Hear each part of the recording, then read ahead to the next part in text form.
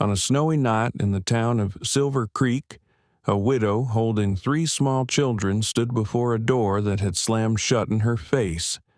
No one answered. No one asked. Only wind, snow, and children's cries mingled in the bitter cold of Wyoming in 1887. The innkeeper said, "Without a husband, you should go somewhere else." And so, Eleanor Hayes, a mother with nothing left but faith in God and a strong heart, took her child into the dark night, not knowing where the end would be. Then, in the middle of the snowstorm, a man appeared quietly. The light from the torch fell on his tanned face and sad eyes. He did not ask her name, did not ask the reason, just said softly, "Follow me if you want to live." The story begins here. The journey of a man who has lost everything, and a woman who seems to have nothing left. Where will they go in this desolate frontier? Can a broken heart find a true home? If it were you, would you be brave enough to trust a stranger in the middle of a snowstorm? Join me in the touching story, Widow with 3 Sons Was Rejected. The Cowboy said, "You're home now." A love song of kindness, honor, and rebirth in the frontier land. Don't forget to like, share, and subscribe to Frontier Hearts channel to join me to the end of this journey, where love becomes home. Willow Bend, Wyoming, winter 1886. The wind blew down from the Absaroka Mountains, bringing long, whistling snow flurries that blanketed the small town along the main road. Wooden signs creaked, and porch lamps swayed in the wind. No one spoke, just the breathing of horses and the crunch of wagon wheels on ice. Eleanor Hayes pulled an old shawl over her face. 3 children huddled in the rickety wagon, their tiny hands clasped together. The smell of damp straw and the cold scent of rusted iron hung in the air. They had been traveling from Fort Laramie for 3 days. The woman was thin, narrow-shouldered, her eyes the color of ash, the color of wind and loss. Before her stood the Crane's Rest Inn, a 2-story pine building, light spilling from its windows, a temporary shelter if only to get through the night. She carried her youngest child down, her feet ankle-deep in snow. The child coughed softly. Eleanor knocked on the door, her hands shaking with cold. The door opened a few seconds later. Mrs. Matilda Crane, the innkeeper, appeared in a thick skirt and white apron. Her eyes scanned the stranger from head to toe. "We need a place to stay for the night," Eleanor said hoarsely. "I'll work for pay. Any work. Mrs." Crane clenched her sleeves, glancing at the 3 children shivering on the porch. "No man with you?" she asked. "No, my husband died. In Cheyenne." "Ah." Her voice trailed off, cold and hollow like the sound of metal on metal. "I'm afraid my boarding house doesn't take women alone with children. This is a small town. They say—" Eleanor bowed her head. "I only need 1 night. It's going to snow."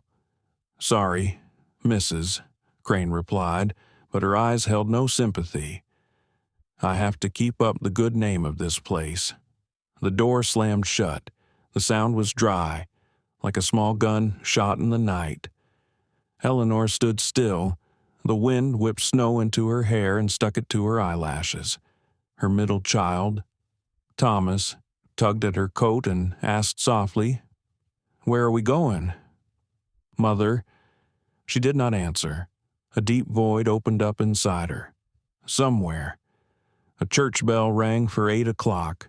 The sound was distant and cold, like an obituary. I remember that moment clearly, though I don't know why. Maybe because I stood in that snow and saw a woman holding her child with nowhere else to go. It could have been Eleanor. It could have been someone else. There are many people like that in the West. Quiet, persistent, forgotten. The wind suddenly picked up. The rickety carriage shook, the horse neighing softly. Eleanor walked slowly over, opened the hood, and lifted the children inside one by one. She wrapped a blanket around them, then climbed into the seat. She held the reins, watching the road north, where the town lights faded behind her. "Let's go," she whispered. There was no answer, only the wind. The wheels crunched through the ice, slowly leaving the main road. The night was thick, the snow falling like a white blanket. In the distance, the mountains were a pale ash. She didn't know where she was going, only that she had to get away from this place, from the cold gaze of the town. A lamp flickered in Eleanor's hand, its pale yellow light illuminating her face, highlighting her hard cheeks and determined gaze. Beside her, the child slept, his breath thin as smoke. The road was steep, winding, and icy. With each slip, Eleanor tightened the reins. Little by little, she whispered, little by little. In the sky, the moon was hidden by thick clouds. The world seemed to be reduced to a grayish white and the panting of the old horse. Occasionally, in the distance, a wolf howled, then fell silent. In that moment, Eleanor realized something no one in town would remember them in the morning. No one would talk about the widow and her 3 children lost in the snow. They would be erased from memory, like footprints on ice. But she kept going, not because of hope, but because of the 3 children sleeping behind her, because life needed a place to stay, even if only temporarily. Around midnight, the road was covered in snow. She looked around, only to see the black shadows of the trees, the wind whistling through the bare branches.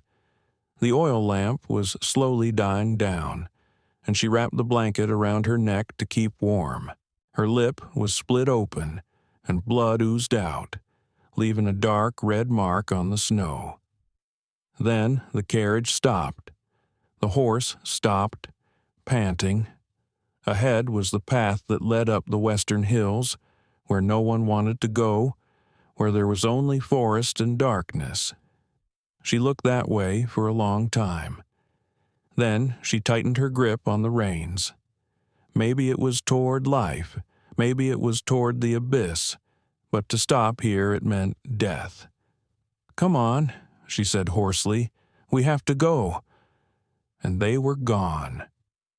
The car rocked, the thin silhouette of the mother against the snow, slowly disappearing in the wind.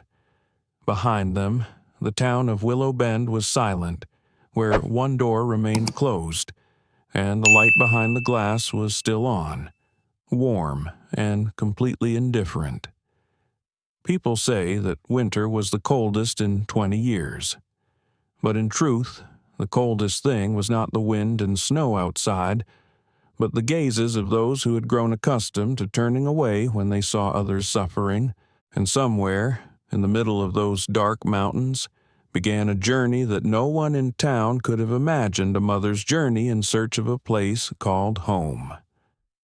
The night wind blew through the ravines, screaming like the lost souls of old. Eleanor Hayes's carriage swayed through the snow on the road up Shadow Ridge. The oil lamp had long since gone out, leaving only a pale moonlight to illuminate the snow that was thickening by the minute. The old horse dragged along, its breath billowing white into the air. Behind it lay 3 children huddled, their sleep fitful and trembling. The wheels sank deep into the icy rut. Eleanor got out and pushed. The wind whipped at her face, stinging. Every step felt like 100 pounds more. She couldn't feel her fingers. All she saw was white and the howling wind. Then, in the swirl of snow, she saw a figure. On the hillside ahead, in the deep snow, a man rode a horse. He stood still, motionless, like a black stone carved into the gray sky. The figure tall, broad-shouldered. The long, snow-covered coat made it difficult to tell whether he was a man or a hallucination. But the glint of steel at his hip, a pistol, was all too real. Eleanor paused.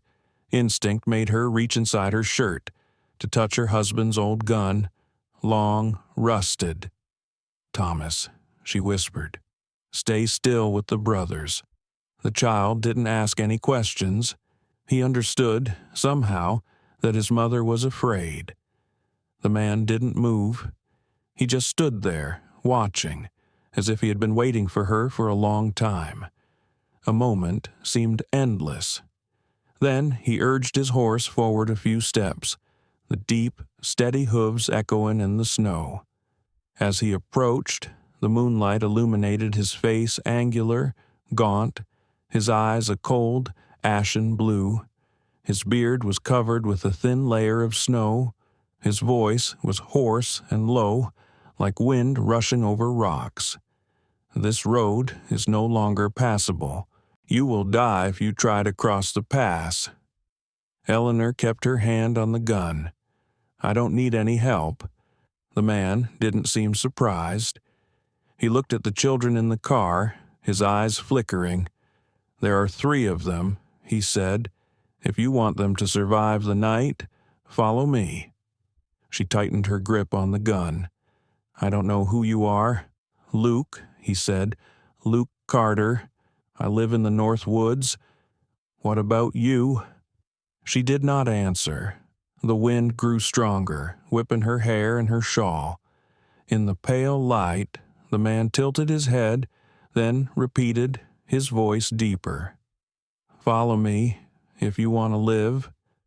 I remember that moment, or maybe I just imagined it. The narrator, me, had heard of Luke Carter, the man who lived in seclusion on Willow Hill, who was said to have lost everything. Perhaps it was he who stood there that night, in the snowstorm, waiting for something to make him believe in the goodness of humanity. Or perhaps it was that woman who saved him, when he thought he had no one else to save. Eleanor looked at her 3 children, heard them whimpering softly in the cold. Henry began to cough, a dry cough caught in the wind. She knew she had no choice. She dropped the gun and took a deep, chest-aching breath. "Okay," she said softly, led the way. Luke nodded. He turned his horse and rode ahead. Eleanor's horse followed, its wheels crunching through the snow, making a long, breathy sound like the earth breathing. The road was narrow, winding, and steep. Each bend was hidden in a white mist. No one spoke. Only the wind and the hooves mingled together.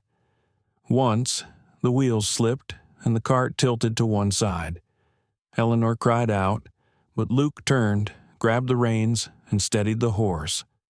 "Slow down," he said, his voice low but firm. "There's still some distance to go." She nodded, exhaling white smoke. The wind stung her cheeks, stinging like needles. But inside, a small, albeit weak, fire had been lit. As she crested the hill, the wind died down a little. In the distance, she saw a faint wisp of smoke, a wooden roof nestled among the dark pines, a faint firelight filtering through the windows. "My house," Luke said shortly. "It's empty." She didn't answer, just watched the smoke.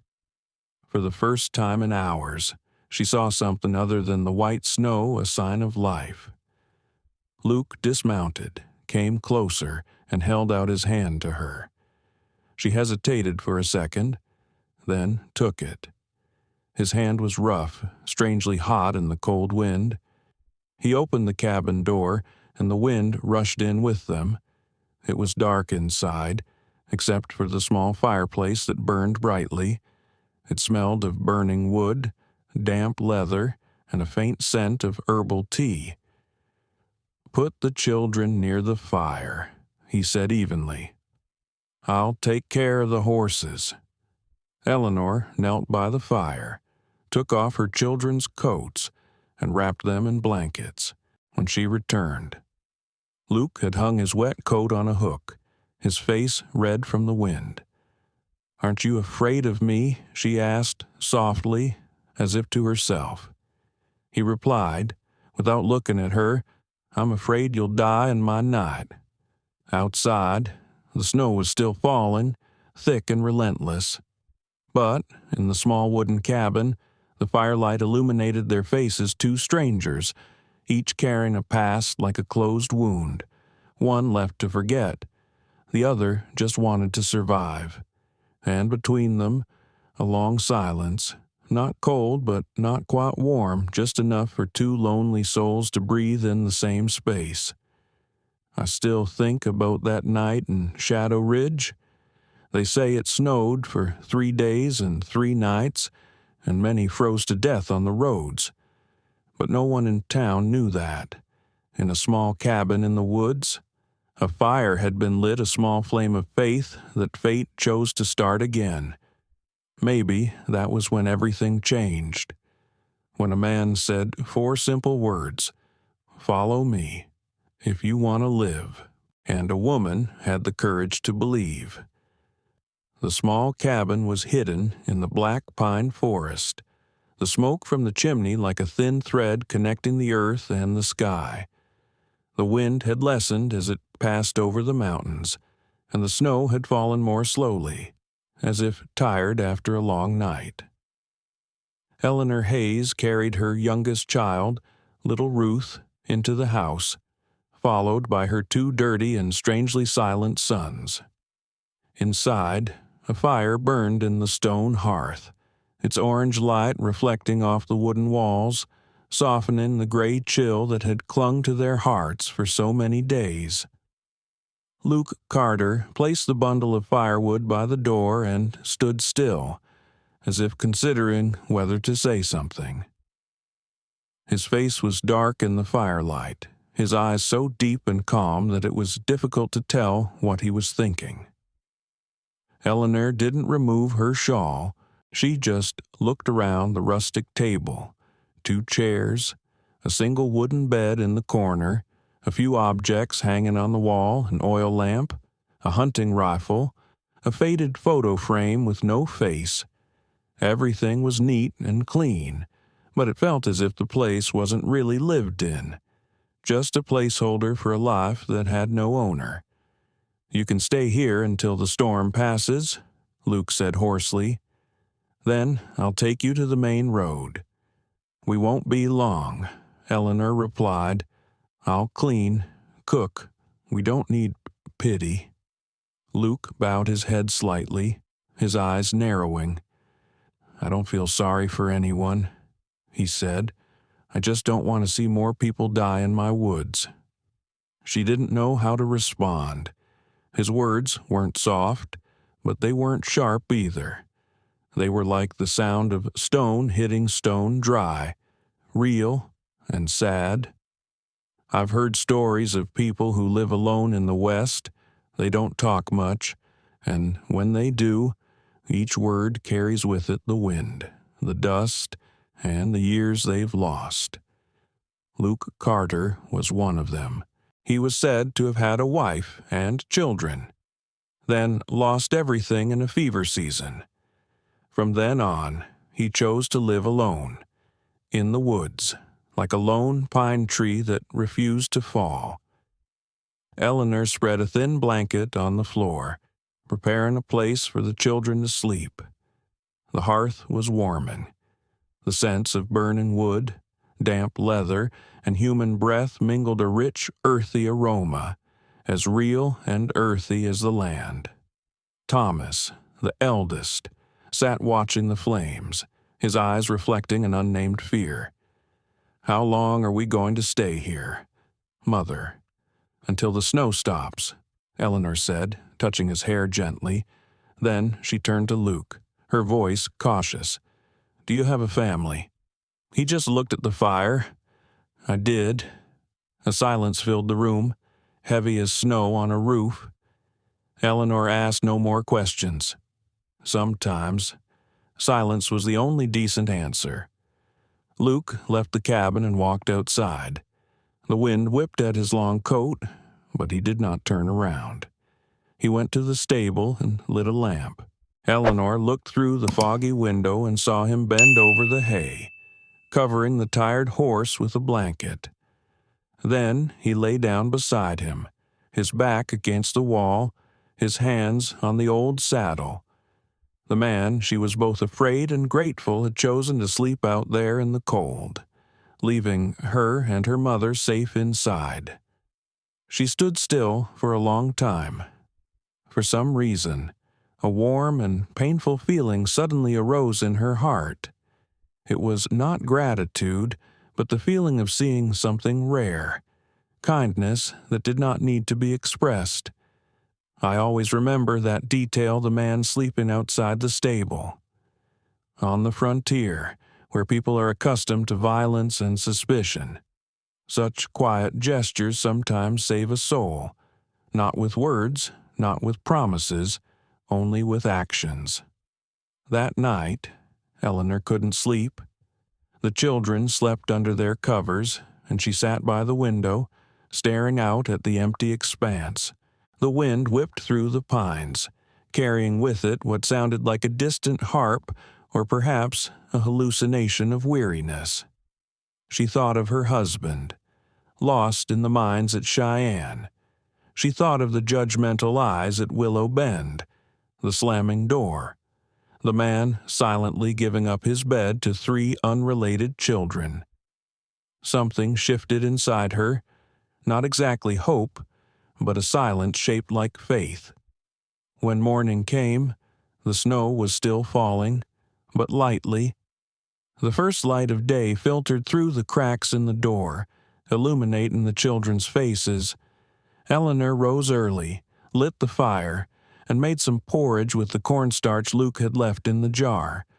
She left his portion on the table. When Luke came in, snow on his shoulders, his eyes flashed with surprise. "You're up early." "I'm used to it," she said. "Would you like some?" He looked at the porridge, then nodded. "Thanks." That was it. No smile, no pleasantries, but his voice for the first time was a little softer. They ate in silence. Only the light clink of spoons against bowls could be heard. Outside, the sky was slowly lightening. She looked out at the woods, the smoke rising from the cabin chimney, straight and thin like a small prayer. In this house, for the first time in years, there was the sound of spoons, breathing, and the warmth of another person. As Luke walked outside, Thomas followed. "Can I help you?" Luke paused, looking at the boy in confusion. Then he nodded. "Okay, get that shovel." The two of them, a man, a child, began shoveling snow in front of the door. Each blow sounded like a knock on the door, a return of life. Eleanor looked out the window, her heart sinking. There was something about the scene. The man bent over, snow on his shoulders, the child standing beside him, that reminded her of the old days when her husband was still alive. She turned away, wiping away tears, not because she was sad. It had been so long since she had seen someone look at her son with such patience. I think, from that moment, life began to return to both of them, not brightly, not sweetly, but quietly, like warm ashes under cold ashes. 2 lonely souls, not saving each other, just existing together, and somehow that was enough to be called a miracle. Snow fell all night. By morning, the forest was covered in white. From the cabin window, Eleanor Hayes could see only the snow-covered pine tops, like sleeping giants. The trail leading out of the valley was gone, completely blocked. Luke Carter tried to open the door, but the wind whipped the hinges back. He closed it, looked out, and said simply, "We're trapped." Eleanor nodded, unsurprised. The three children huddled near the fireplace, their cheeks flushed with cold. She set the pot of water on the stove, its simmering sound like the steady heartbeat of the house. In the silence, she could hear the wind whistling through the wooden roof, the rustling of fallen snow. All outside sounds were muffled, save for breathing, the crackling of wood, and the stirring of a spoon. The 3 days of white snow began like that, not fiercely, not dramatically, but slowly, endlessly, as if time was deliberately prolonged to test people's hearts. The first morning, Eleanor cleaned the cabin, she washed the dishes, wiped the table, put away the old things. Each task was small, but it made the air less icy. Luke watched, saying nothing. He sat near the stove, sharpening his hunting knife, working slowly and carefully. She looked up and said softly, "I don't want to bother you. I'll leave when the storm has passed. You don't mind," he said, still not looking at her.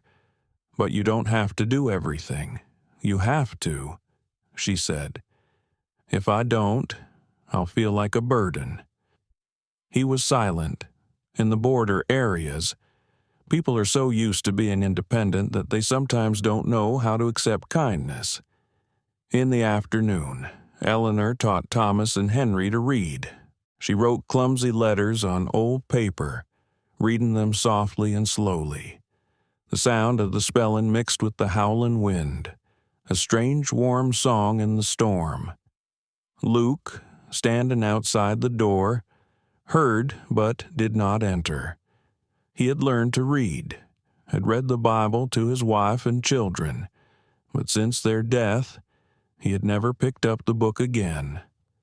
The sound made his heart ache, not from sadness, but from longing. I still remember, in this story, those 3 snowy days were not just a time of isolation.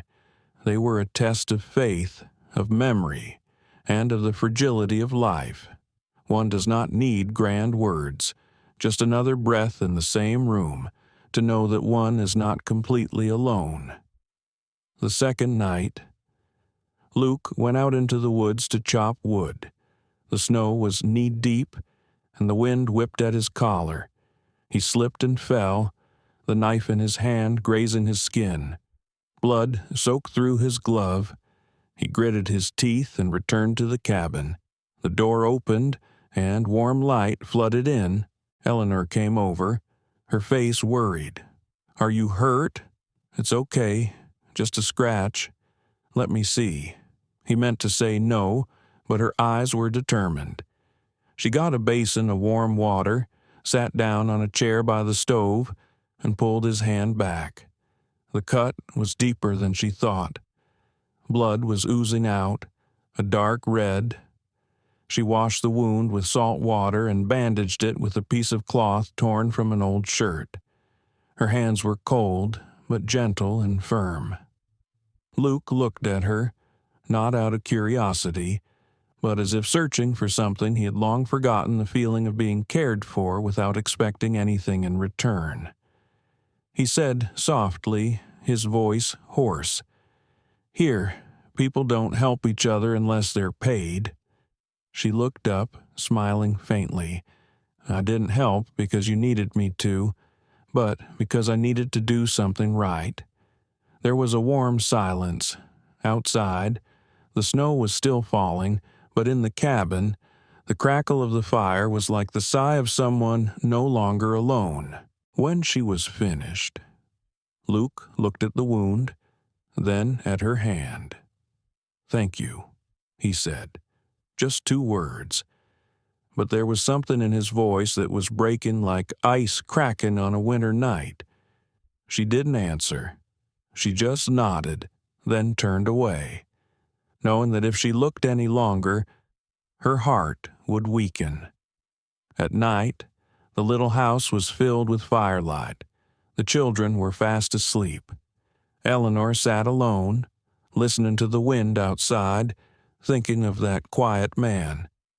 She didn't know much about him, only that there was something broken in his gaze, and that's why she trusted him more than anyone else, because only those who have lost know how to hold on to what is fragile. Luke lay on the wooden bed, tossing and turning. The howling wind outside reminded him of nights long past, when Mary was alive, when this house had been filled with the laughter of children. He turned and looked out the door. The firelight illuminated Eleanor's face as she sat, her figure small and strong like the shadow of a candle. For the first time in years, he felt at peace, not happy, not hurt, just at peace. I visited Shadow Ridge many years later, after it was all over. People still talk about that winter. The snow was so thick, but 2 people didn't freeze to death. They survived not by fire, but by each other's warmth, even though they hadn't touched each other. Humanity, on the frontier, is sometimes that simple. On Tuesday morning, the snow began to stop. Sunlight streamed through the windows, melting the first patches of ice. Eleanor opened the door and breathed in. The air was cold, but it smelled of life. Behind her, Luke was teaching Thomas how to chop wood. Henry and Ruth ran around, giggling. She stood watching, a small smile on her lips. Perhaps, in those 3 days, she had forgotten what it was like to be afraid. And he, who had lived like a shadow, also began to remember the feeling of having a roof over his head where someone was waiting. 3 days of snow, just 3 days, but sometimes that was all it took for a person's life to start over. The morning at Shadow Ridge was strangely quiet. After 3 days of snow, the sky opened, the air so clear you could hear pine branches snapping under the weight of the melting ice. The first rays of sunlight streamed through the windows, painting long, warm, prayer-like streaks of light across the wooden floor of the cabin. Eleanor Hayes sat at the table, mending Thomas's torn sweater. Her hands were deft, each stitch neat, but her face was solemn. Henry and Ruth played near the fireplace, their small laughter punctuating the crackling of the wood. Luke Carter had gone out early, busy with the stables. From inside the cabin, she heard the pounding of hammers, the clanking of wood steady and deep, like the heartbeat of this house. Everything seemed peaceful until the sound of horse hooves echoed in the distance. Eleanor looked up. A man on horseback was approaching, his long coat silhouetted against the snow. When he stopped in front of the door, Luke emerged from the stables, his coat still stained with sawdust. The visitor was Deputy Reed, the deputy sheriff of Willow Bend, a man known throughout the area. He didn't smile, just nodded. "Carter," Reed said, his voice cold and short. "I have mail from town." He pulled a wax-sealed envelope from his coat, stamped with the cross of Reverend Jacobs and the scrawled signature of Mr. Whitmore, the banker. Luke did not open it at once. He held the letter in his hand, looked at the name, and quietly tore the seal. The neat, decisive words, printed on old yellow paper. The people of Willow Bend are concerned about Luke Carter living with an unmarried woman and 3 children. This behavior affects the reputation of the community and the Christian faith. We ask that he immediately stop this situation to avoid rumors that will damage the reputation of the town. At the end of the letter was a stiff line, "For the common good and honor of honest people." Luke finished reading, but said nothing. The wind blew through the roof, carrying a few late snowflakes that landed on his shoulders. Deputy Reed waited, then cleared his throat. "They told me to hand it in. I was just doing my job." Luke nodded slightly. "I know. Thank you." Reed looked at him for a long moment. His eyes filled with pity, then turned his horse and walked away. When the sound of hooves faded, Luke entered the cabin. Eleanor was standing near the door, watching him. She saw the change in his eyes, not anger, not fear, but something heavy and deep. "What happened?" she asked. He handed her the letter.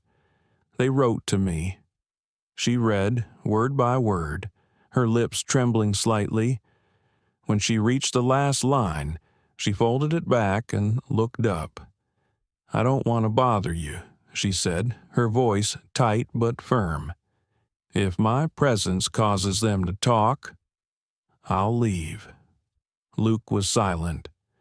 "I know you've done a lot for me and my children," she continued, "but you shouldn't have to take this on yourself. I'll be back on the main road when the snow melts." "No," Luke interrupted, his voice low and firm. "They can say whatever they want, but they don't know us." Eleanor looked at him. "You don't understand. An unmarried woman with 3 children. They'll say, 'I'm a woman who relies on men.' They'll ruin whatever reputation you have left." Luke looked up, his eyes flickering. "Fame." He chuckled, a laugh devoid of joy. "They destroyed me a long time ago, Eleanor. Since Mary and Samuel died, there's nothing left for them to take from me." He paused, his voice dropping. "This is the first good thing I've done since losing them." The cabin was silent. Eleanor turned away, her hands clenching the hem of her dress. Somewhere inside her, fear mingled with gratitude, a conflicting emotion that made it hard to breathe.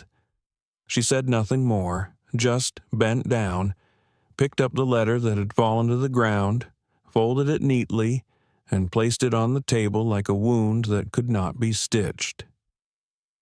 As the afternoon wore on, Luke went outside and got a hammer and some wood.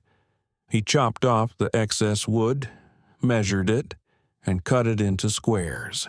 Eleanor looked out the window and saw him working silently, each hammer blow echoing in the woods. "What are you doing?" she asked that night. "Building another room," he replied, without looking up. "The kids need their own place. So do you." She was silent. That simple answer made her throat tighten. I remember people saying Luke Carter wasn't an easy man to approach. He was quiet, distrustful, and had the darkness of those who had lost everything. But it was that darkness that made his actions shine brighter. In the West, sometimes just adding a wooden wall was a statement that he was choosing to stand on the side of kindness, not fear. Eleanor stepped outside, the snow crunching under her feet. She stood close to him, holding the board with her hand. "You don't have to," she said. "I know," he replied, "but I wanna." He lifted the wood, hammered in the nails, each blow heavy and steady. Each blow was an affirmation to himself that he could still build something decent, even though the world had collapsed around him. Night fell, and the first wall was completed. Luke lit the fire, sweat and snow on his forehead. Eleanor brought him a cup of hot herbal tea. He took it and whispered, "Thank you." She replied, "Nothing. I just wanted to help." They looked at each other, the firelight illuminating their tired eyes. In that moment, there was no town, no judgment, just 2 people each with a wound, standing in the warmth of the same fire. I read somewhere that on the frontier, people didn't love by words, they loved by staying, by building a home, by not turning away when others trembled. Luke Carter understood that the day he received that letter, and Eleanor Hayes understood it too, the moment he struck the first blow of the hammer. That January, the Wyoming sky was a cold, steely blue. Snow still covered the ground, but the midday sun was enough to melt the thin ice fringes along the streams. The pine forests around Shadow Ridge gradually revealed a darker green, and the first sounds of life rang out hammers, woodcuts, and children's laughter, faint but real. Luke Carter rebuilt the north wall of the cabin. Eleanor Hayes stood by, her sleeves rolled up, holding the planks for him. The three children, Thomas, Henry, and Ruth, ran around, helping and playing in the snow. Each time Luke raised his hammer, the sound echoed through the woods, reverberating like a deep, slow, steady heartbeat. "Which boy wants to learn to hammer nails?" he asked, his voice hoarse from the wind. Thomas raised his hand first. Luke nodded slightly. He handed him the small hammer, holding it in his hand to show him how to hold the nail, how to align it. "No need for strength, just firmness," he said, like a promise. "If you hold it steady, it will last." Thomas nodded, concentrating, holding his breath. Each light tap was a lesson not just in wood, but in patience. Eleanor watched, a small smile on her lips. It had been a long time since she had seen her son taught with such patient eyes. Luke didn't say much, but he did everything carefully. Sometimes she thought that if someone looked from afar, they might think this was a real family, a man, a woman, and 3 children. But she knew that such simple things were always far away from her. In the afternoon, the whole house smelled of new wood. Luke stood looking at the newly built wall, his voice soft. "Tomorrow, I will make the roof. When the wind calms down, you can bring the table over there." Eleanor wiped her hands, looked at him. "Thank you, Luke." He just nodded. "No need to thank me. I owe this world a solid roof." I once heard that, on the frontier, people rebuild their lives not with dreams but with planks, nails, and hammers. Luke Carter, a man who had lost everything, chose that way to believe again. The wind blew hard in the woods that evening, but inside the cabin the fire burned warmly. Eleanor sat at the table with an old Bible. The pages were frayed, the corners scorched. She read slowly, her voice low and steady, like a lullaby. Luke sat in the chair opposite, the firelight illuminating his face. "Did you ever read the Bible?" she asked. "Before," he said. "When Mary was alive. Now, I've forgotten how." She was silent for a moment. Then she gently pushed the book towards him. "Then let me teach you again." Luke hesitated. His hands were rough, and he held the book as if it were something too fragile. She pointed to the first line with her finger. "The Lord is my shepherd. I shall not want." He read along, his voice hard at first, then softer. "The Lord is my shepherd. I shall not want." Eleanor looked up, the firelight illuminating their faces. For a brief moment, her shoulder brushed his. No one spoke, but the warmth spread, soft, enough to make the house seem larger. I always thought it was one of the most beautiful images of the border. 2 people sitting reading old words, in the cold winter, in a small house built with bare hands, no flowers, no promises, just the sound of the fire and steady breathing. But there, love begins with trust, and trust is the highest form of hope. The next few days were slow. In the mornings, Luke taught the children how to make fires, chop wood, and track wild animals. Henry, the youngest, often knocked over buckets of water or fell in the snow, and each time Luke picked him up and patted him on the shoulder. "It's okay. Westerners have to fall before they can stand." In the afternoons, Eleanor taught him to read again, pages of the Bible, old prairie rhymes. "I don't know why you believe," he said once, his voice low. "Because if I didn't," she replied, "I wouldn't live." That statement made Luke silent for a long time. At night, when the children were asleep, they sat by the fireplace. They didn't say much, just listened to the wind blowing on the porch. Some nights, she wove a sweater. He sharpened his knife. The sound of the knife and the needle blended together, steady. A golden light bathed the room, the newly erected wooden wall, the two people quietly rebuilding their trust from the broken pieces of the past. One evening, Eleanor asked, "Do you ever think about going back to town?" Luke shook his head. "No. People there remember my past more than they remember me, but people need other people to live." "Luke." He looked at her, his eyes softening. "Maybe this is all I need." She didn't answer, but in her heart she knew this. That is, the small cabin, the fire, and them. The snow had stopped by the end of January. The sun was streaming across the cabin roof, casting a soft golden glow. Luke was finishing the new room's solid wood walls, windows facing east, where the dawn first shone. As he hammered in the last nail, Eleanor stood beside him, holding little Ruth, her eyes moist. "I built it as if it were my own family," she said. He looked at the wall, then said softly, "Maybe not so different." They stood still, listening to the wind through the woods. In that light, in the last remnants of winter, they both understood. Together, they had built something bigger than a room faith. I think there are things that are built not with wood and nails, but with patience. Every little action, a look, a teaching, a hammer blow, is a brick of trust.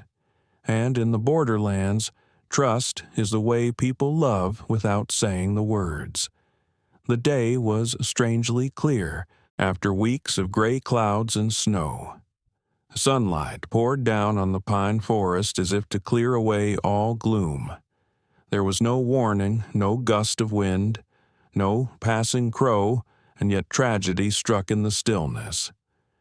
Eleanor Hayes was washing clothes by the stream, her bare hands in the cold water. Ruth sat nearby, holding a small ice cube, occasionally tossing it into the icy water. Farther away, Luke Carter and two boys were chopping wood behind the cabin. The hammers echoing off the cliffs and then fading into the air. Then, in the distance, a familiar sound came that stopped them both, horses' hooves on hard ice. 4 horses, 4 men on their backs. They moved slowly down the path, the pines casting shadows on the snow, tall figures, collars flapping. Eleanor recognized the leader at once, Mr. Whitmore, in his long black coat, felt hat, and leather gloves. Beside him stood Reverend Jacobs, his face stern, his eyes narrowed as if examining someone's sins in the midday light. Behind him were 2 men from the town, presumably brought along to witness. Eleanor stood up, tears dripping from her hands. Ruth clutched at her mother's skirt. Luke dropped the axe, wiped his sweat, and approached. He said nothing, just looked at the group of people stopping their horses in front of the cabin. "Hello, Carter," Whitmore said, his voice echoing as if he were addressing the whole forest. "We're here about you and that woman." Reverend Jacobs added, "The whole town's talking. A man and a widow living together under one roof. What do you think God would think of that?" Eleanor stiffened. The blood drained from her face. Luke looked at them, silent. Whitmore dismounted, pulled a piece of paper from his shirt, and read slowly, "Carter, you are accused of taking advantage of Miss Hayes's situation to take possession of the western mining land where you once mined, as well as living together without marriage, which violates the moral standards of the Willow Bend community. The wind blew through the roof, carrying with it the creaking of wood. The courtyard fell silent. Eleanor squeezed her daughter's hand. She looked at Luke, waiting for him to speak, but he just stood there, shoulders hunched, eyes fixed on the snow. "Aren't you going to say anything?" Whitmore asked coldly. A real man wouldn't let anyone think he was, taking care of a poor woman for his own gain. Reverend Jacobs shook his head slightly. "If you want to make amends, Carter, let her go. It's the only way to keep both of your honors." Eleanor turned to Luke, her eyes filled with hope and fear. "Say something, Luke," she almost whispered, her voice trembling. "Tell them they're wrong, that you're not what they think." But Luke did not speak, the silence as thick as snow on a roof, cold and heavy. Eleanor looked at him for a long moment, then turned away. Disappointment rose up in her, bitter and painful, as if all the warmth she had built up over the past month had suddenly vanished. Whitmore smiled faintly, putting the paper back. "I knew it. A man like you never changes. Perhaps she will understand that." He turned his horse. Reverend Jacobs bowed slightly to Eleanor. "I pray your soul finds its way back to the right path." Then they rode off, leaving a trail of melting snow under their horses' hooves in a chillingly empty yard. Eleanor stood there for a long time. She didn't cry. She just watched the snow melt into drops on her old shoes. Ruth hugged her feet, and Luke stood a few steps away, like someone who had just lost something and didn't know how to get it back. She turned back, her voice soft but clear. "You didn't have to save me. Luke, just say one thing, that I'm not what they think I am. But you chose to stay silent." He opened his mouth, but no words came out. It's okay," she interrupted. "I get it now. Sometimes silence is an answer." She carried Ruth inside. The cabin door closed behind her with a click, a small, heartbreaking sound. Luke stood still, his arms hanging limply. The wind blew through his hair, carrying with it a chill of regret I'd heard about that day. It was said that Luke Carter, the man who had braved a blizzard to save a mother and 3 children, couldn't speak a word in front of a crowd. Perhaps it was because he had carried too much guilt, too many failures. And when people fear repeating the same pain, they often choose silence even if it means losing the only thing worth keeping. Eleanor did not leave the cabin that day, but after that afternoon, an invisible distance separated them.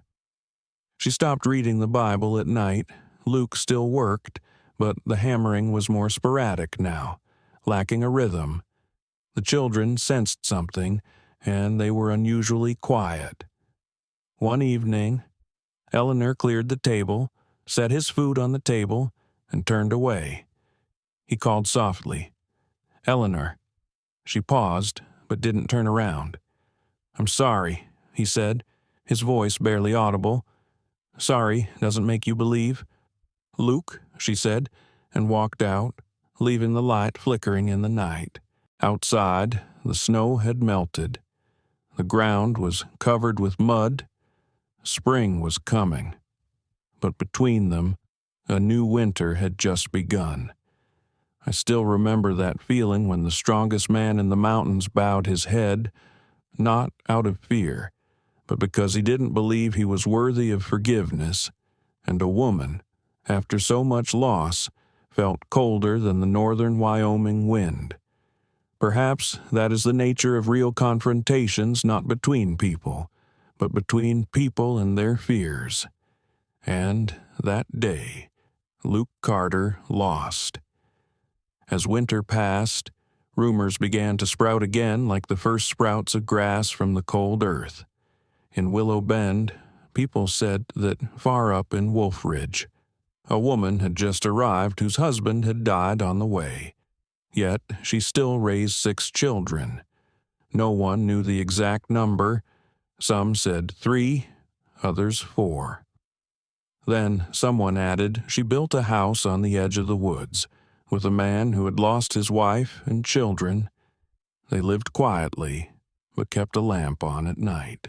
The news spread like wind through the meadows. But, strangely enough this time, the wind carried not judgment, but curiosity and a touch of sympathy. Perhaps because the harsh months had softened people's hearts, or perhaps because after so many seasons of loss, everyone wanted to believe that somewhere in this land, kindness still existed.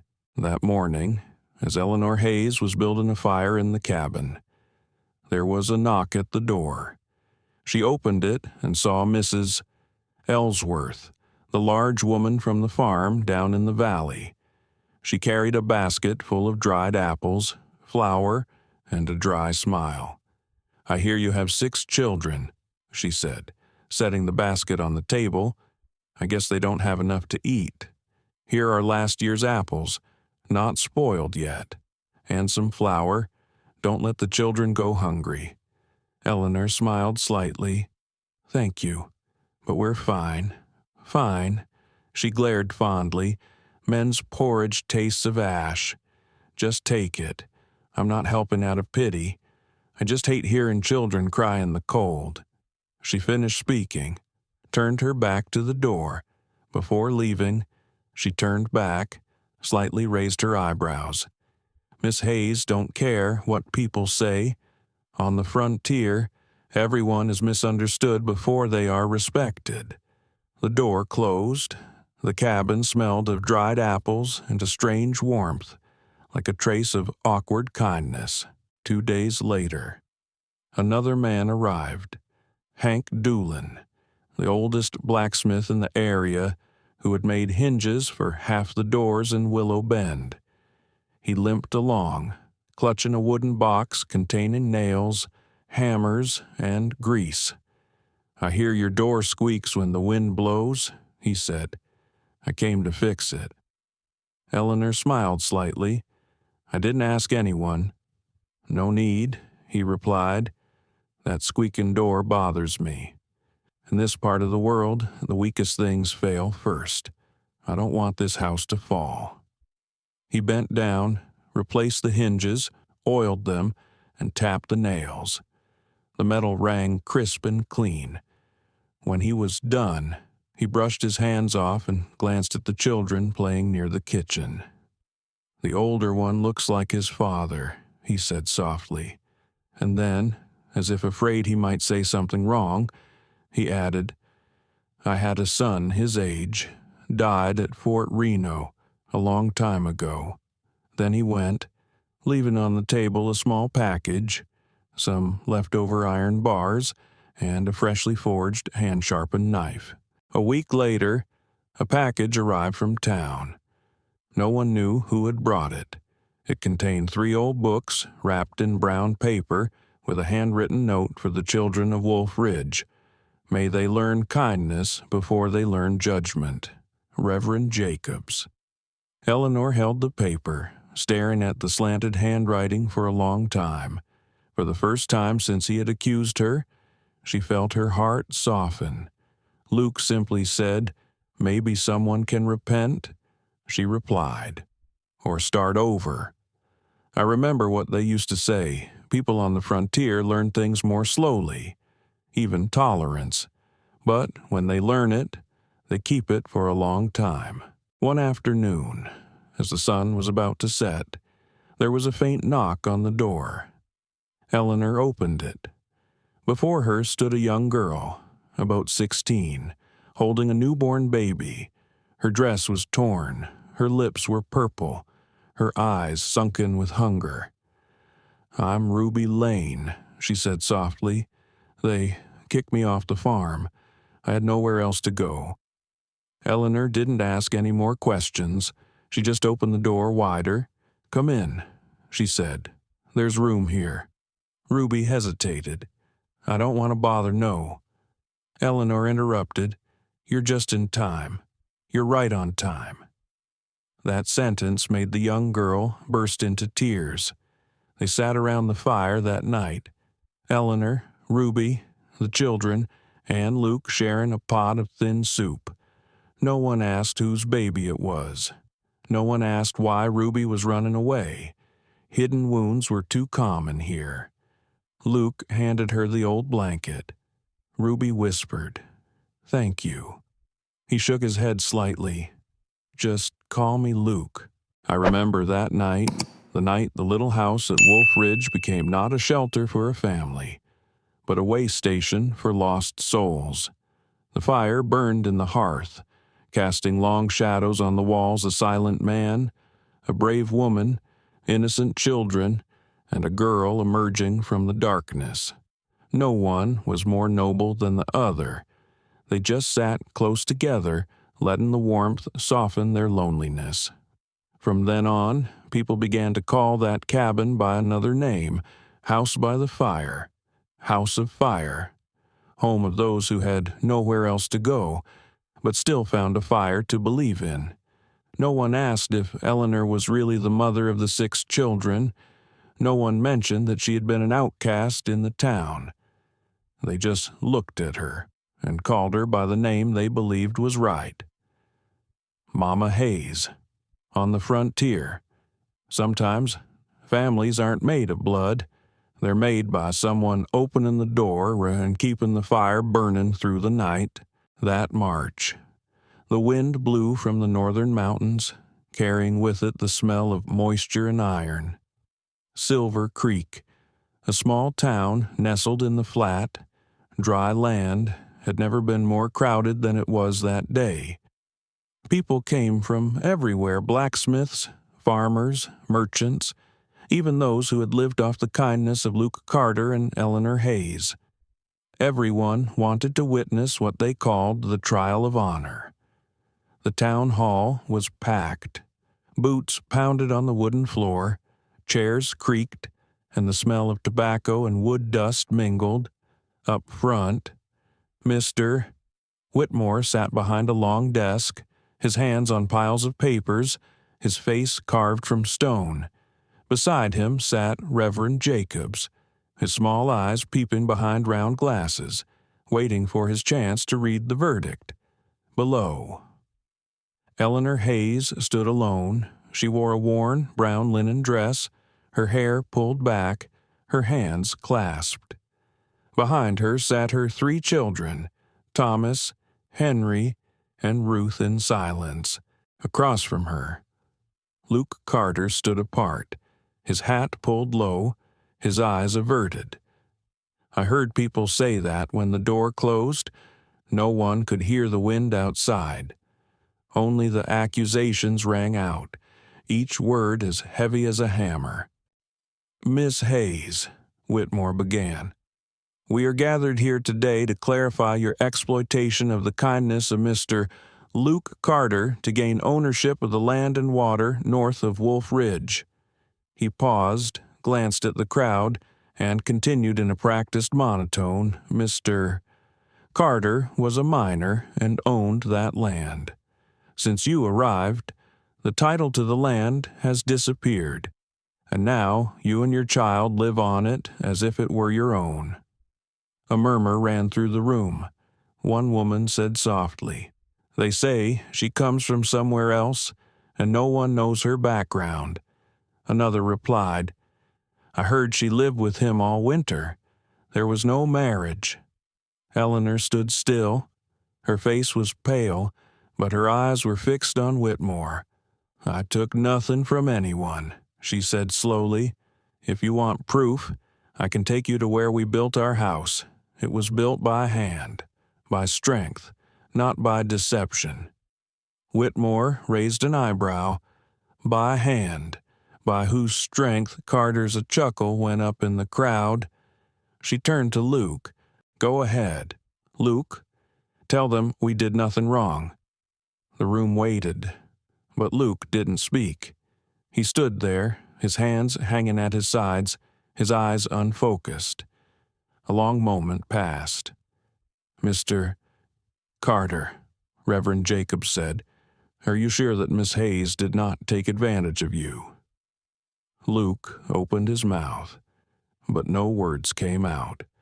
"Do you believe she is innocent?" Silent. It was a silence that was audible, like melting snow dripping onto cold metal. Eleanor looked at him for a long time. Disappointment was clear in her eyes, but there was something else too, something almost more painful than betrayal understanding. She turned back to the council. "You say I am exploiting," she said softly, "but I am not the exploiter here." The crowd fell silent. She took a step forward, her voice suddenly stronger, echoing in the wooden room. "Mr. Whitmore, I know what you have done. You have had the land around the water resurveyed. You want it because it runs through Mr. Carter's old farm. You intend to take it in the name of the church and the bank. And now you accuse me a widow just to cover your greed." Whitmore blushed. "Enough," he shouted. "No," she replied, her voice eerily calm. "I used to stay silent when they threw rocks at me, but today I won't." Eleanor turned back to look at Luke one last time. "You don't owe me an explanation, Luke. It's just, I thought you would be different. I was wrong." Then she slipped the silver ring off her finger, the one he had given her that first fireside they had weathered the storm together, and set it on the wooden table in front of Whitmore. "Keep it. It means nothing." She bent down, took the three children's hands, and walked out of the room. The door opened, and a gust of wind rushed in, blowing papers and extinguishing the lamp on the table. The crowd fell silent, watching the woman's figure pass by the row of chairs without looking back. Luke stood still. I don't know what he was thinking at that moment. Maybe he wanted to run after me. Maybe he was afraid. But he did nothing. Only when the door closed did he whisper, almost to himself, "Eleanor." No one listened. Only I remember because I was there, in the crowd, when the man who had saved a life could not save his own. Eleanor left Silver Creek that afternoon. The old wagon that bore her and the children rolled down the long dirt road. A light rain fell, and the sound of the wheels mixed with the wind like a sad farewell. She didn't look back, just looked straight ahead, where the mountains were obscured by mist. "Where are we going?" Mom Thomas asked softly. "Somewhere else," she replied, "where people don't need to know your past to trust you." When the car drove away, Luke Carter was still standing in the town hall doorway, clutching his hat. On the table, the silver ring lay there, cold and still, like a final judgment not from Whitmore, not from the town, but from himself. I once heard the old people in Silver Creek say, the day Eleanor Hayes left, it rained for 3 days straight, and since then, no one has seen Luke Carter smile again. Perhaps that is the real verdict, not of the court, but of the heart. When a person is silent for too long, the first words they want to say often come too late. The cabin on Wolf Ridge was now reduced to the sound of the wind. Every wooden plank, every crack in the wall, every broken old glass all smelled of time and silence. A flickering oil lamp illuminated Luke Carter's bearded face and lifeless eyes. He sat there, in an old chair by the window, a bottle of wine in his hand. Outside, the snow had stopped, but the fog was still thick, like a cold blanket covering the mountains. Before him, through the frosted glass, was the hill where two graves lay side by side, Mary Carter and Samuel Carter. He had erected a pine headstone for them, the words carved with a knife, scrawl and neat. Every time he looked at it, his heart sank. He had drunk too much tonight. The stale liquor, running down his throat, burned in his chest, but it was not enough to burn away the haunting. He remembered Eleanor Hayes' eyes in the courtroom that day, eyes without resentment, only a calm disappointment, like one looking at the surface of water after a ship has sunk. "You kept quiet," he said to himself, his voice hoarse, "because you were afraid that someone would die because of you again." He chuckled dryly, tilting the bottle, and in the end, you still killed something else. The wind blew through the crack in the door, swaying the lamp. He stood up and staggered outside. In the dim moonlight, the two graves were covered with snow. He knelt down and touched the cold soil. "Mary, Samuel," he whispered.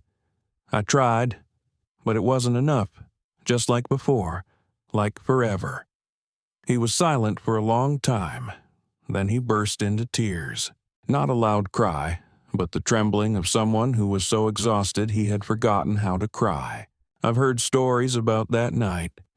They say Hank Turner, the old blacksmith, saw the dim light on the hill and decided to climb it, carrying a bottle of corn whiskey. He arrived and found Luke sitting by the grave, his head in his hands, shivering in the wind. "You'll freeze to death," Hank said, his voice hoarse with the quality of a man who had outlived all his friends. Luke didn't turn around. Maybe that's better. Hank sat down beside him, uncorked the bottle, took a sip, and set it down between them. "You say that too many times, Luke, and you still come back every time. Maybe God isn't done with you yet." Luke chuckled. "God doesn't listen to me anymore. Are you sure, or do you not want to listen to him?" Silence. Then Hank took from his shirt a folded sheaf of papers, tied with twine. "Here," he said, "are my land titles. Keep them." Luke frowned. "I don't need it. I know, but she does." Eleanor's name rang out in the cold air, making Luke pause. Hank continued. "You know, I lost a son in the war. He never lived long enough to commit a crime. You committed a crime, but you're still alive. That's a privilege, Luke, and a duty." He held the parcel closer. "You can't save the dead," he said slowly, each word as if hammered into a nail. "But you can save the living. You owe her that not love, but justice." Luke looked into the old man's eyes. In the lamplight, there was no blame, no pity, just a naked honesty, the kind that comes only when one has lived long enough to not have to lie to anyone. He bowed his head, his hand shaken as he took the papers. After a moment, he said softly, "I'm scared, Hank. Scared that if I come any closer, I'll mess everything up again." Hank chuckled, his voice like the wind blowing through the woods. "No one in this world is strong enough not to be afraid, but some people still stand, even when they are afraid. You saved her from the blizzard. Now, save her from the storm inside you." Then he stood up, patted him on the shoulder, and walked away. As his figure faded into the mist, Luke remained sitting there, looking down at the papers in his hands. Dawn came slowly. The first light streamed through the cabin window and onto the table where Luke had placed the empty bottle of wine beside a quill and ink. He opened the pad Hank handed him and signed with trembling hands. Not his name, but the words to Eleanor Hayes, who taught me that kindness needs to be protected by action. The ink seeped into the paper, spreading like small bloodstains. When he finished writing, he put down his pen and said softly, "Mary, Samuel. If you see this, please know that I am doing the right thing.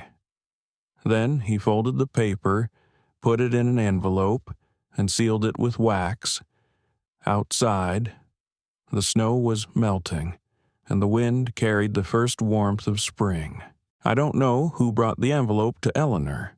Some say Luke rode into town himself, left it on Reverend Jacob's desk, and then walked away. Some say Hank delivered it himself. But I do know this Eleanor was seen opening it a few days later on the porch of her rented house in the valley. She read the last line, paused for a long time, then looked up at the sky. No one heard what she said, but an old woman standing nearby said that her eyes had a light that one who has lost faith for a long time can only regain. That night, on Wolf Ridge, Luke Carter lit a huge fire. The flames burned high, illuminating 2 graves in his own thin body. He did not pray, nor did he say anything. He just sat there, watching the ashes drift into the sky. When I was a kid, Hank Turner used to say, that was the night Luke Carter stood up for the first time, not on his feet, but on his soul, on Sunday morning. Silver Creek was bathed in the cold light of early spring. The thin snow on the church roof had begun to melt, dripping down the stone steps and into the mud puddle outside the door. The bell rang 3 long chimes, summoning the townspeople to Mass. People were pouring in, as they did every week, men in overcoats, women in scarves, children trotting about, the smell of horse smoke and baking bread wafting in the air. No one paid any attention to the man standing far away by the bare birches, his wide-brimmed hat almost covering his face, holding a carefully folded piece of paper in his hand. Luke Carter was there early. He waited for the final bell to ring, then walked. Each step felt like winter pressing down on his back. Inside the church, Reverend Jacobs was preaching. His voice was steady and familiar. God says the weak will be lifted up. The sinner will be forgiven, if only they will recognize the truth. Everyone bowed their heads. At that moment, the church doors opened. A cold wind rushed in, carrying dusty snow and the heavy sound of shoe soles. The entire audience turned. Luke Carter entered. His shirt was muddy, his face gaunt, his beard thick, but his eyes were unusually alert, a cold, steady light like tempered steel. Jacobs paused. "Mr. Carter," Luke said, his voice hoarse but clear. "Go ahead, Reverend. I only came to do the right thing." The tension in the air was like a zipper. In the front row, Mr. Whitmore turned, his gaze cold, like a predator seeing prey daring to enter his own den. "What are you doing here?" Whitmore said contemptuously. "This is a place for prayer, not dishonor." Luke took a few steps forward. "You're right, Whitmore, but honor isn't something you can buy with land or accusation. I'm here to give it back to the one who deserves it." He pulled an envelope from inside his shirt. The paper was crumpled, the edges wet, but the signature was still legible. "Here," he said, his voice low and slow as a hammer, "is a deed to 40 acres of land and water north of Wolf Ridge. I sign it over to Eleanor Hayes, legal, certified by Hank Turner and Reverend Jacobs." Jacobs froze. You want to say—" "Nothing," Luke interrupted. "I just want to say something that I've kept quiet about." Whitmore jumped up, his voice harsh. "You have no right to make statements here. This church is not a place for you to act." Luke looked at him, his eyes cutting. "No, Whitmore, this is where justice is taught. And if there is any place to tell the truth, it is here." The crowd began to murmur. Some looked up, Some looked down. They were the ones who had been silent in the courtroom that day when Eleanor was convicted, when Luke had bowed his head and said nothing. Now they see him differently. Luke stepped closer to the podium. He placed the envelope on the table, his hand shaking slightly but his voice steady. I was silent when she needed me to be. I let people steal her trust, the only woman who believed that someone like me could do the right thing. Today, I make it right. Jacob stepped down, holding the envelope. He opened it, glanced through it, then looked up. This document is in order, fully certified. Luke Carter voluntarily transfers all ownership of the land and water to Eleanor Hayes. A wave of sound spread through the church whispers, clatter of wooden chairs, gasps. Whitmore flushed, gripping his cane. It's a hoax. She's left Silver Creek. She has no right to be here, Luke replied, his voice low but firm.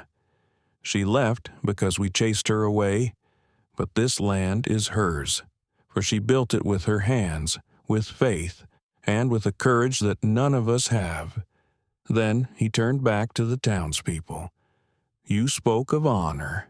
Now this is honor standing up, even when it is late. There was a silence. A man in the back row, blacksmith Hank Turner, rose first. I testify to that, he said, his voice clear. I saw Mr. Carter sign, and I believe him. Then Mrs. Ellsworth, who had brought Eleanor dried apples last season, stood up, clutching her Bible. I believed too. Then another, and another. The whole church, row after row, stood up. No one spoke loudly, just the wooden chairs creaking. But the sound of people deciding not to bow their heads any longer, was louder than any bell.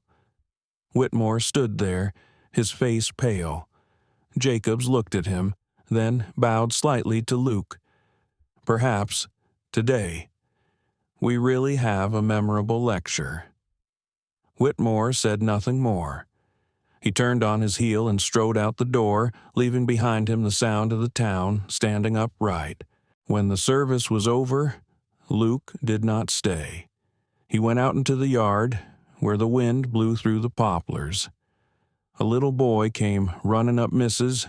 Ellsworth's son and handed him a little piece of paper. Mama said if God heard today's prayer, he would smile. Luke nodded slightly, putting the paper in his pocket. He looked up at the sky, the sunlight filtering through the clouds, shining on the wooden pews in front of the church. For the first time in years, he felt himself standing upright, not just in body, but in spirit. I don't know if he prayed, but I remember the image clearly, the man standing in the wind, his hands no longer shaking, his eyes bright as if he had just been cleansed of the storm in his heart. Sometimes, on this border, redemption doesn't come from tears or repentance. It comes from a small act, but enough to make others believe that kindness is not extinct. It was just dawn. Dawn was creeping across the dewy fields, illuminating the ramshackle roof of the house where Eleanor Hayes lived temporarily with her 3 children. The wind whistled through the cracks in the door, carrying with it the smell of hay and ashes from the night before. She was gathering her things, the children's shirts, an old iron pot, a few tattered books. There was enough to fit on the rickety wagon parked in the yard. "Where are we going?" Mom Thomas asked sleepily. "A little further," she said, tying the bag, "where no one knows who we are." She didn't say she didn't have the strength to believe in anything about Silver Creek anymore. After being judged so many times, after losing almost everything, Eleanor just wanted to go until the whispers of the world faded into the wind outside. Hooves sounded, slow and heavy. Eleanor raised her head, her hand stopping mid-stroke. A figure on horseback emerged from the mist-shrouded path. He stopped before the porch and dismounted, his hat pulled low, his tall frame limping slightly. Even before she could see his face, she knew. Luke Carter. He led the horse closer and tied the reins to the wooden post. It was so quiet that one could hear the wind blowing through the rotten fence. "What are you doing here?" Eleanor's voice was calm, but a little shaky. Luke didn't answer right away. He took off his gloves, took off his hat, and looked up. His face was thinner, his eyes deep but bright, the quiet light of someone who had overcome something within himself. "I came to say what should have been said a long time ago." She smiled slightly, but it was a smile without warmth, no need.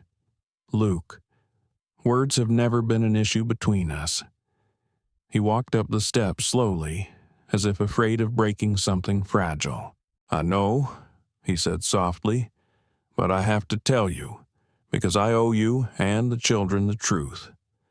3 children stood in the doorway, looking out, eyes wide. Eleanor took their hands, but did not stop him. Luke pulled an envelope from his shirt, old and wrinkled, sealed with red wax. He held it out to her. "This is the land and water title to Wolf Ridge. I've transferred it to your name. She didn't take it. I don't need it, but I need you to have it," he replied. "It's the only way I know how to make it up to you." His voice was hoarse, wind-dried. "I left you alone in that room. I thought I was protecting you, but I was actually avoiding you. I was afraid that if I trusted anyone again, I would lose them like I lost Mary and Samuel. But when you left, I understood it was that fear that made me lose everything again." He turned to the children. "Kids," he called softly. "Dad?" He paused, as if afraid the word might be used too soon. "I'm sorry I didn't protect your mother when she needed it most." Thomas looked at his mother, then at Luke. His eyes, though still innocent, held a knowingness beyond his years. "I think," he said softly, "she's forgiven me. She just hasn't said it yet." Eleanor shivered slightly. She turned away, but tears still ran down her cheeks. "You don't need this to make up for it," she said. "I don't need earth. Luke, I just need to know you're not silent anymore." He took a step forward and pulled a small object from his pocket, a silver ring. She looked at it, her breath catching. "I picked it up after the ceremony," he said. "It was on the table, among the papers.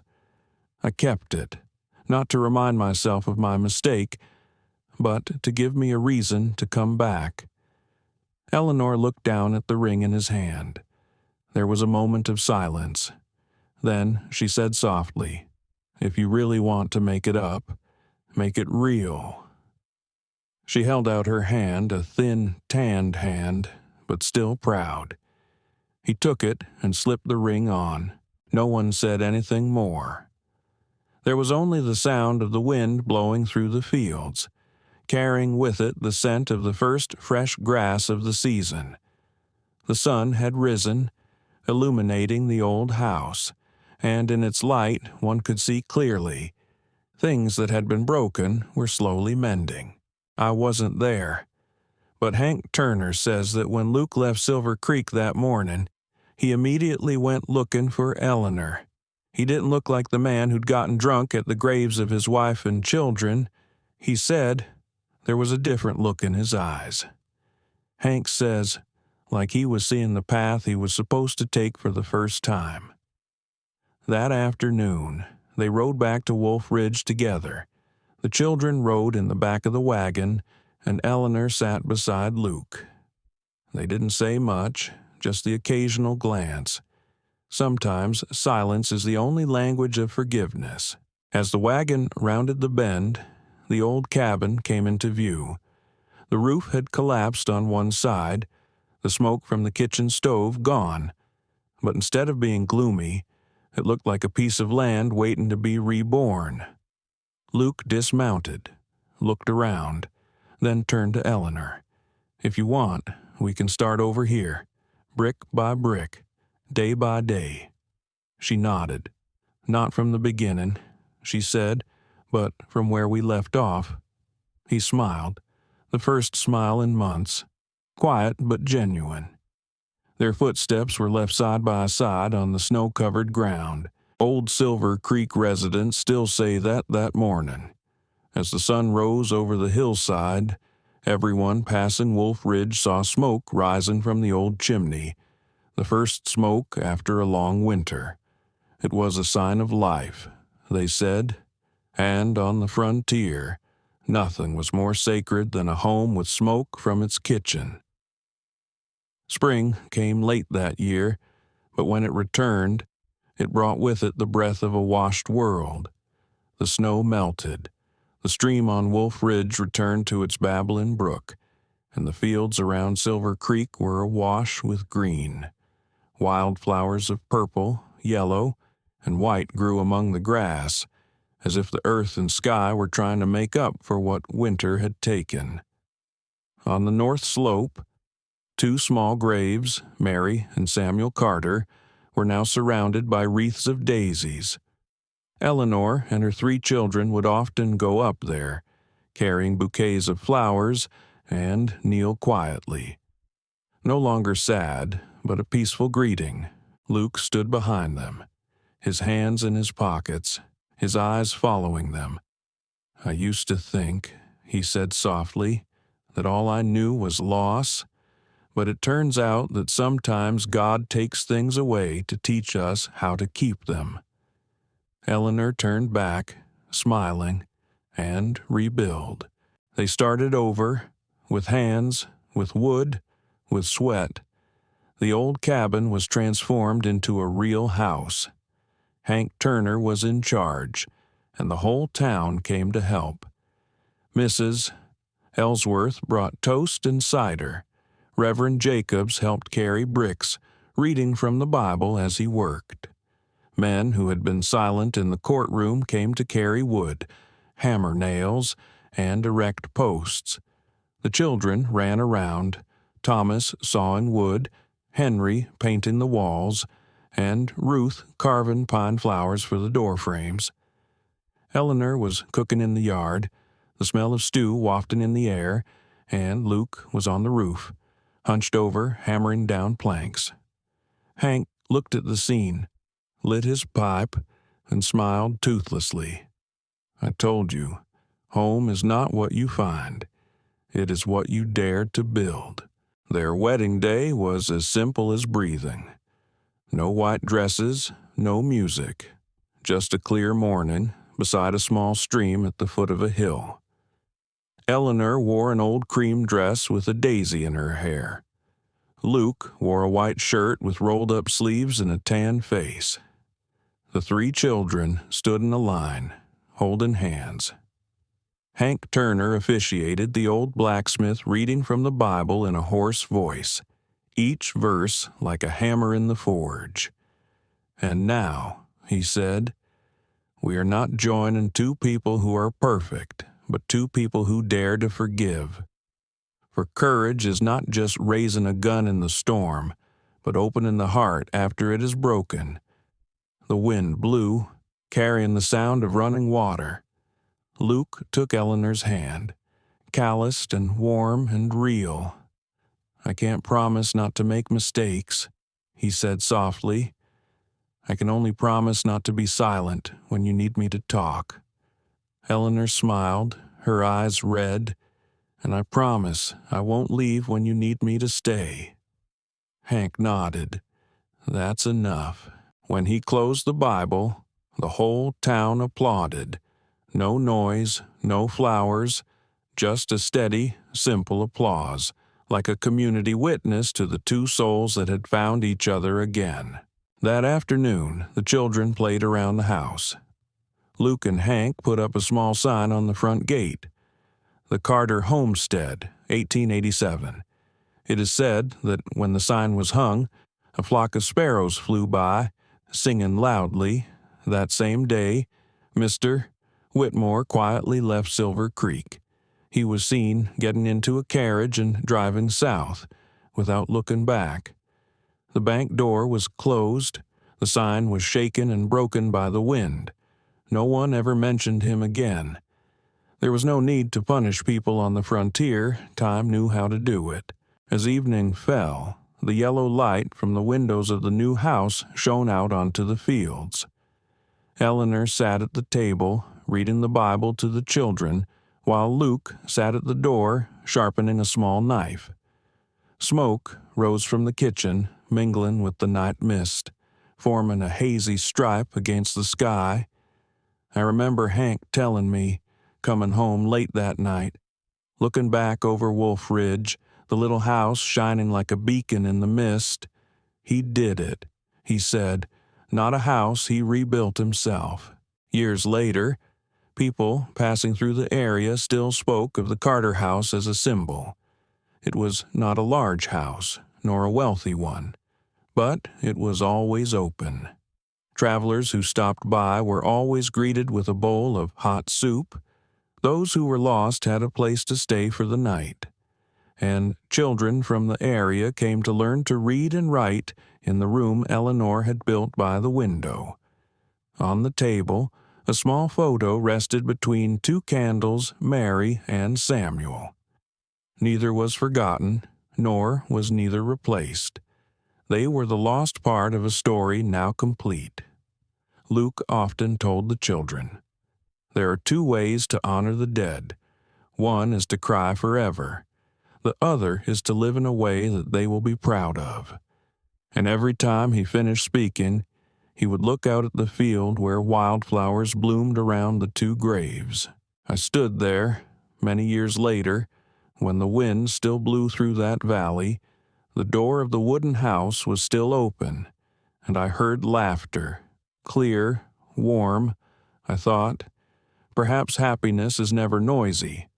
It is just a small roof, a faint smoke from the kitchen, and someone who dared to say sorry and stay. And if anyone asks, what is home, I will tell you about Luke and Eleanor Carter, people who built their house not with bricks or wood, but with courage. The story of Luke Carter and Eleanor Hayes is more than just a love story between a widow and a cowboy. It is a journey of forgiveness, courage, and the true meaning of home. Home is not just a place where you live. It is a place you dare to rebuild after losing everything. On that border, amidst snowstorms and prejudice, a man learned to stand up, and a woman dared to believe again. They didn't need a miracle, just kindness, tolerance, and a word at the right time. You're home now. You're home now. If you have experienced loss or are looking for hope again, remember, life always gives us a second chance when we are brave enough to open our hearts. Thank you for watching until the end of the story. If this story touches your heart, please like, share the video, and subscribe to the Frontier Hearts channel to help us spread warm stories about humanity, honor, and rebirth in the wild American West. See you in the next story, where another lonely heart is waiting to be heard.